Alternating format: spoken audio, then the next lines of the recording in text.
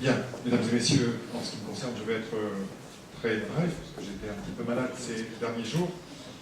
Vous voyez que j'ai été sauvagement agressé au nez par un petit serpent saussonné qui s'appelle le Montus Montus Montus. C'est quelque chose qui est donc triplement venimeux, et je l'expérimente un petit peu tous les jours. Bien. Très sérieusement, ces derniers jours ont montré qu'il était nécessaire de travailler sans doute plus que jamais ensemble au niveau national comme au niveau local. Au niveau national, je pense qu'il y a eu une prise de conscience de la nécessité de ce que nous sommes capables de faire comme nous sommes unis. Il doit en être de même au niveau local.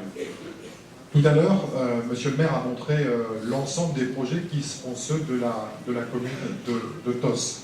Alors, la communauté accompagne ces projets qui sont des projets de proximité.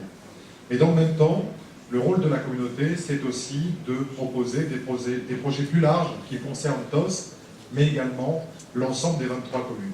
Il y en a un qui a été cité en termes de développement économique tout à l'heure par Hervé Bouillery. Il s'agit effectivement d'Atlantis Sud.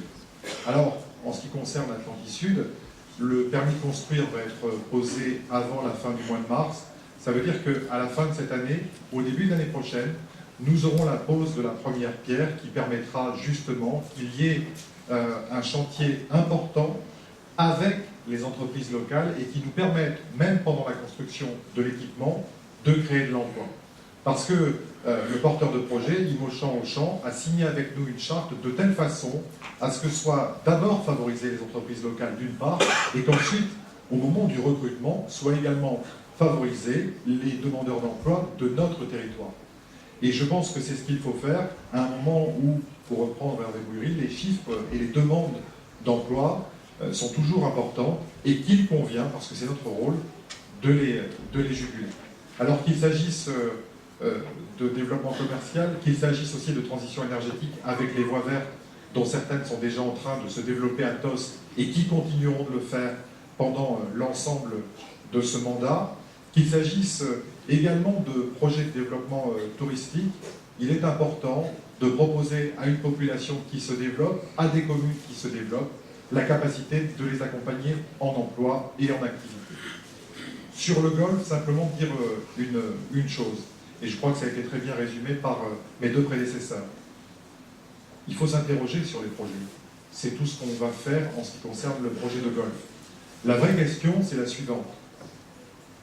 Avec la responsabilité que nous avons en termes de développement économique, si nous ne nous posons pas de questions, eh bien dans ce cas-là, autant ne prendre jamais l'initiative.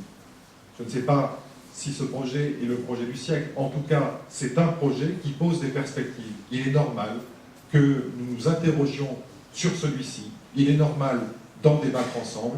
Et il est normal de savoir si celui-ci sera bénéfique ou pas pour les habitants de ce territoire et pour le territoire tout court. C'est ce que nous allons faire ensemble en discutant pendant un an. Et au final, chacun, nous prendrons nos responsabilités en, je l'espère, prenant la meilleure décision possible, continuer ou pas. Mais il faut continuer à s'interroger sur l'ensemble de nos perspectives de développement, parce que ce sont elles qui doivent porter ce territoire, et ce sont elles surtout qui doivent porter l'activité de chacune et de chacun d'entre vous et à l'intérieur de vos familles.